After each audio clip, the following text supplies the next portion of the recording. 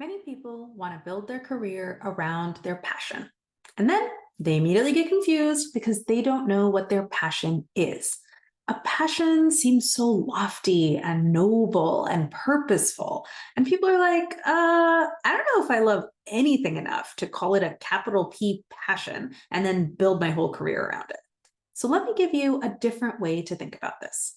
Don't build your career around your passion. Build your career around your coping mechanism. Here's what I mean.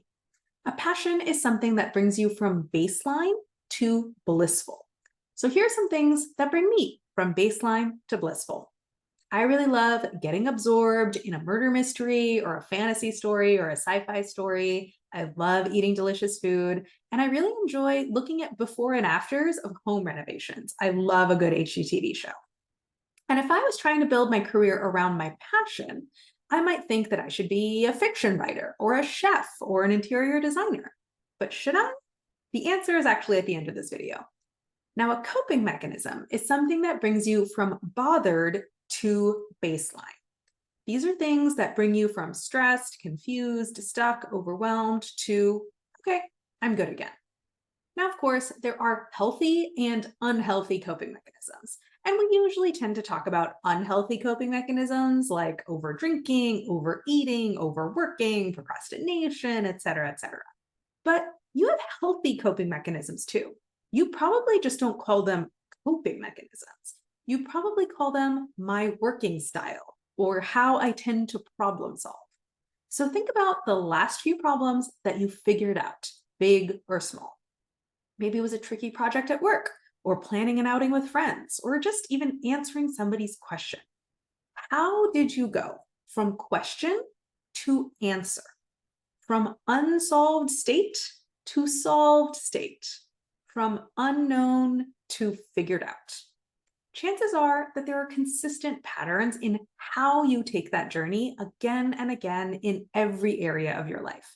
Because life is basically just solving problems, one after the other, in every area of your life.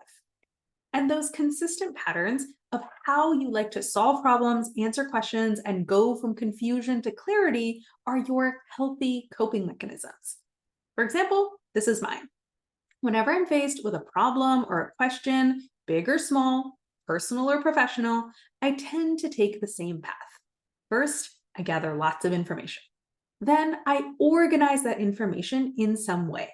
I find patterns, I make frameworks, I see themes, I notice connections. I basically create a clear, neat, coherent understanding of what I've learned in my brain. And then I communicate my findings to somebody else. This process calms me down. This process brings me from the tension and overload of the unsolved state to the calm, settled feeling of the solved state. Now, I don't have a passion for doing this. It doesn't bring me from baseline to bliss. I simply must do this. It brings me from bothered to baseline. This is my way of solving problems and answering questions and making sense of the world.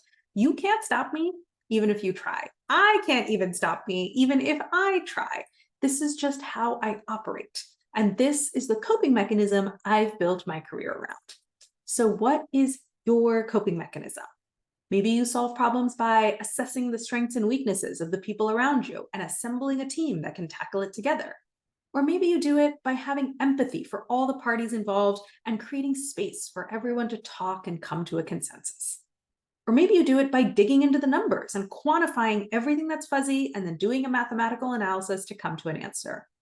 Or maybe the way you solve problems is by tapping your network and back channeling and using your connections to get what you want. What are the things that you do? The things that you can't stop yourself from doing that bring you from bothered to baseline. Comb through examples of problems you've solved in the past and find the common themes. Or dig up any career or personality assessments you've taken in the past and see what the results tell you. I found a Clifton Strengths assessment that I took years ago, and my results aligned exactly with my healthy coping mechanism. However you do it, put some precise language around what your healthy coping mechanism is, because you're already doing it all the time. You just need to notice it and be able to describe it. And by the way, this doesn't mean that you have to throw your passions away. Here's how you can evaluate whether your passions are a good fit for your career. Let's take my passions: absorbing stories, good food, and pretty interior design. So, should I follow my passions and become a fiction writer or a chef or an interior designer? I know that I like consuming stories and food and pretty designs. But the key question is, do I like creating stories and food and pretty designs? Can I use my healthy coping mechanism process to generate good stories, good food, or good interior designs? And honestly, my healthy coping mechanism process isn't that good of a fit for fiction writing or cooking or designing. As much as I like reading fiction, writing fiction kind of annoys me. I don't want to convey my point through plot and character. I just want to tell you the insights directly. Versus someone whose coping mechanism is writing fiction would probably say something like, writing stories is how I make sense of the world. When I'm going through a difficult time or I'm trying to figure something out, I have to create characters and write a story about them. There's nothing more painful for me than having an untold story inside of me. And once I've gotten it out, I feel settled again. Notice, writing fiction isn't bringing them from baseline to bliss, it's bringing them from bothered to baseline. Or let's talk about food. As much as I like eating food, cooking is pretty boring to me. It's a lot of working with your hands, tasting and adjusting on the fly, and if you're cooking a big menu, extensive logistical planning. It's not really aligned with my healthy coping mechanism. Versus someone whose coping mechanism is cooking would say something like, after a long week at work, I relax and unwind by planning a menu, going grocery shopping, and then spending all day in the kitchen. If I don't spend time working with my hands, I get agitated and grumpy. But if I can cook, I relax and forget about my troubles. Notice, cooking isn't bringing them from baseline to bliss. It's bringing them from bothered to baseline. And as much as I like looking at well-designed homes, designing itself actually confuses me. If I see an empty room, I just go blank. I can't picture how furniture or paint or curtains would look. I can't imagine different layouts. I just don't see it. Versus someone whose coping mechanism is interior design would probably say something like, if I walk into someone's house and I see a badly designed room, I get so grumpy. I almost have to hold myself back from rearranging things and telling them what colors are clashing and giving them all my ideas on how to make it better. It's so annoying to see a space that's being underutilized. I can see the potential right there in front of me and I want it to be realized. So just give me free reign, let me design it up, and then I'll be happy again. So notice, designing isn't bringing them from baseline to bliss, it's bringing them from bothered to baseline. So stop trying to build your career around your passions and start building it around your coping mechanisms. Because going from baseline to blissful is great, but going from grumpy, annoyed, agitated, confused to calm, settled, and certain, that pathway is reliable as hell, and you can bet your career on it. And if all these concepts have you intrigued and you want my support in articulating exactly what your coping mechanism is, and my help in developing the career strategy based around it, there are two ways that you can work with me.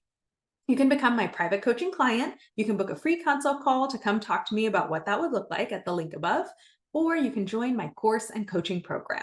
Join the waitlist today to be the first when it's open, to be the first to hear when it's open. The link to join the waitlist is above.